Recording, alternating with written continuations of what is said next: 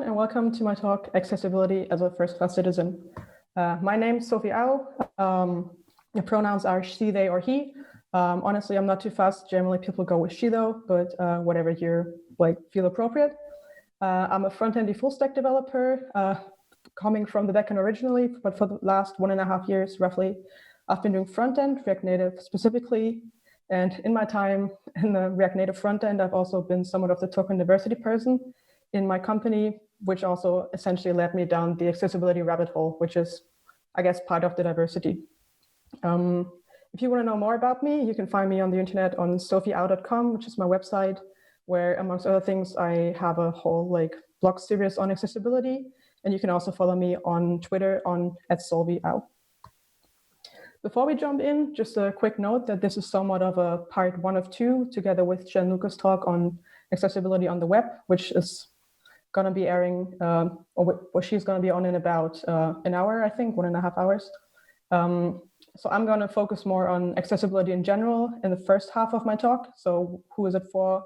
Why do we do it? How do we do it? And then I'm going to focus on accessibility in React Native specifically. So let's jump right in. Who's accessibility for?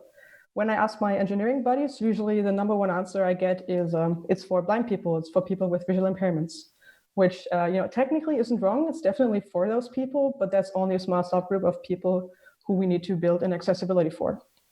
When I try to dig in deeper, asking who else could accessibility be for, usually what I get is people who are disabled, which amongst other things includes people who are deaf or have a hearing impairment, people who have a motor impairment, people with neurological or mental disorders, or people with learning disabilities. And again, this is definitely people that we need to build an accessibility for, but it's not everyone, because what accessibility also contains is building for people who have slow internet or no internet or spotty internet connection, people who have old and slow devices with different screen sizes. Some are tiny, some are huge. For example, me personally, I have a Samsung Galaxy S5, which is probably older than most people who are going to watch this talk. And if I turn on Bluetooth, my battery is just immediately going to drain, which means that, for example, I can't use the German COVID app because my phone just dies immediately. But also things you need to be aware of is people's personal sensibilities. Some things that you think are normal and fine are offensive to people, are hurtful. And also one thing, especially in mobile development, is you need to be aware of that some people are left-handed and some people have small hands. And you need to make sure that your app can be, or that the corners of the app can be reached by everyone. So now that we've the list of people who we build an accessibility for, why should we care? And really there's kind of 2 big things. Number one is it's the right thing to do. You don't want to on purpose exclude people. Of course, if you're not aware of the issues that your app has in terms of accessibility, that's fine. Everyone starts somewhere, do your best, get there. But if you are aware of your issues, you should fix them to help other people out. And then the one point which usually goes down really well with the C-level types, your managers is, not being accessible can get really expensive. And why is that? Because if your accessibility is bad, you run the risk of getting sued. In the US, there's the Americans with Disabilities Act. There's different types of legislation in, I guess, most countries around the world, where if your app or your website is inaccessible, you can get sued, and those legal costs can run really high. It happened to Beyonce, it happened to Domino's Pizza, and you don't want to join that club. And then it's not only the legal costs that are gonna make it expensive, it's also fixing that issue if you don't want to get sued 2 months later. So fixing the issue takes engineering time, it takes design time. You might have to overhaul a whole feature because it's just not possible to do this accessibly. And it's going to cost you time as well, which might give your competitor the advantage to shoot ahead and take part of your market. And then not only is it costly in that situation, it's also costly in the future where nowadays, people want to work for companies that do good, and users want to use apps of companies that do good. And to attract a valuable user, to attract good employees, you want to show them that you are a company that values people, which also includes making your app accessible, making your website accessible. And speaking of users, up to, depending on the statistic, with the World Health Organization, it's around 50% of people. 50% of people of the world population are disabled. And that doesn't include, for example, your parent who, even though they can barely see, decides they're never going to wear reading glasses because they're not that old and they can read just fine. Or your grandparents who, even though they can't hear a thing, just tell you, no, just speak up louder. It's fine. I don't need a hearing aid. Those people aren't even counted in that statistic. So, if you actually cater to people who have accessibility needs, you suddenly have a huge untapped user base that quite often you will be one of the few companies that actually cater to them and therefore get somewhat of a monopoly in your industry. So going from there, you've successfully convinced your C-level, your managers, that you need to put in accessibility. But how do we become more accessible? And the big thing is you need to build it in from the start. If you chuck in accessibility later on, it can get you to a certain point, but you're gonna at some point hit a brick wall, and it's gonna take a lot more time, a lot more effort to be accessible if you only try to tack it on later on. So you need to start with feature discovery or product discovery, depending on what specifically you're working on. And that means for every feature, every product that you build, you need to consider all the accessibility implications. Do you, for example, want to put in a chart that's interactive? How can you make this interactive for people who use a screen reader? Or you want to put in a cool video, a cool animation? How can you make this accessible for people who, again, use a screen reader, or even for people who might be really sensitive to certain flashing animations? Can you put in alternatives for people to use the app still? And then when you have all those implications listed, estimate your stories, estimate the whole feature with accessibility in mind. The last thing you want is that people, that you build your app, but you end up being late and your PM comes up to you and asks you, hey, so why isn't this done? The deadline was last week. And you have to tell them, well, we still haven't done the accessibility part, because that just signals that, to them that accessibility takes time, accessibility is costly. And then the next time you do feature discovery, they're gonna go, maybe we should go lighter on accessibility. And that's not something you want to happen.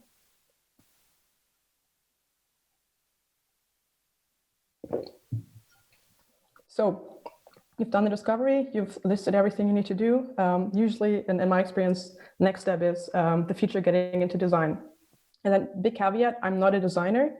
So if you're a designer, if you talk to your designer, really the best point for them to go is to Google.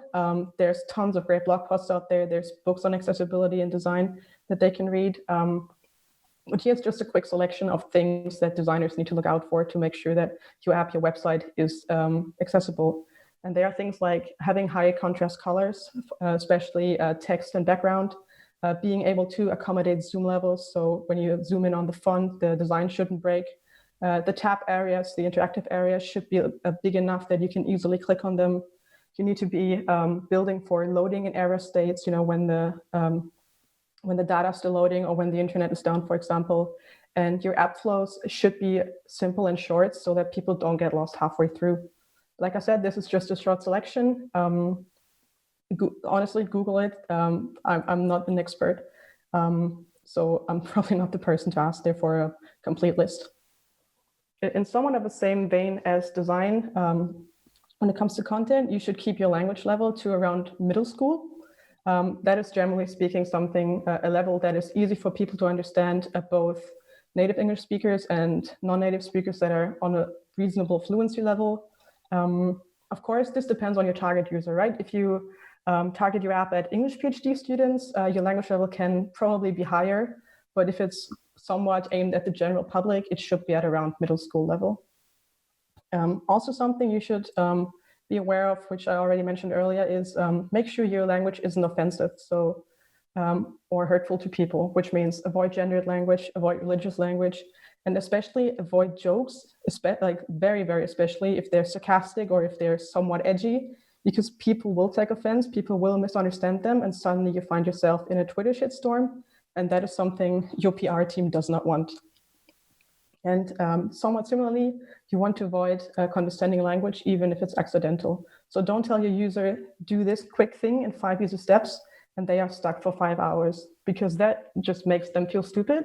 And someone who feels stupid is not going to recommend your app to anyone. They, worst case, are going to tell their friends and their family, hey, don't use this app, it's crap. When really you might have a nice app, but just making a user feel bad is not going to help your marketing.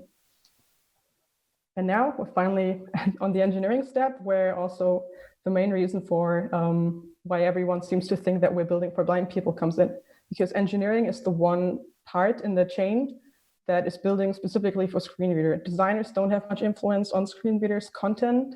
Your content team doesn't really have much influence, except for them obviously supplying the content. But as engineers, it's our job to make sure that the app, the website, is usable on a screen reader. But that's not all we do. We also need to make sure that your app runs on low computing power, that it runs on slow, spotty internet, and also that it doesn't just completely drain your user's battery. And then finally, one thing where we as engineers are very lucky is that there's a lot of tooling out there, especially for the web, which Jen is going to go into later on, that allows us to double check that design is accessible, that the content is accessible, to allow us to kind of put in like a last gate to make sure that the app that's going to get released into production is actually accessible for the user. And with that, we're already done with the general part. So if you were only here for that, now's the time to grab a coffee, maybe watch the other talk on the summit track, just maybe take a break. But of course, you're also very welcome to stay on for the React Native part. And yeah, let's just jump straight in. First off, like I said, there's a lot of tooling out for web development. Unfortunately, for React Native, there isn't a lot. The one tool I'm going to go into, because I'm actually giving this talk on a Mac, and the demo that I'm going to go into later is also an iOS app. So the one big tool that us Mac developers have is the accessibility inspector. It works as somewhat of a fake-ish screen reader, but it also allows us to run an audit, as you can see on the from my view right side, and can run an audit telling you, hey, for example, the hit area, so the tappable area is too small. And on the left side, you can also see that you can influence, for example, the zoom level on the font size. So yeah, before we go into the demo, one quick note though, on the React Native Accessibility API. The main thing that you need to focus on are the accessibility props. There's a few other things out there, but if you want to cover around like 90-95% of your accessibility use cases, the accessibility props are what you want to go for. And that means, and those props, they are available for every core component, which means, view, text, the various lists that you have, all the touchables and the new pressable as well. And there's 14 of those props. 6 of those are for either iOS or Android only. So they're generally a bit fuzzy to use. And then on the other 8, really the only ones you need are accessible, accessibility label, accessibility role, and accessibility state. Those cover, in my experience, around 90-95% of your accessibility needs. And with that, let's jump into the demo.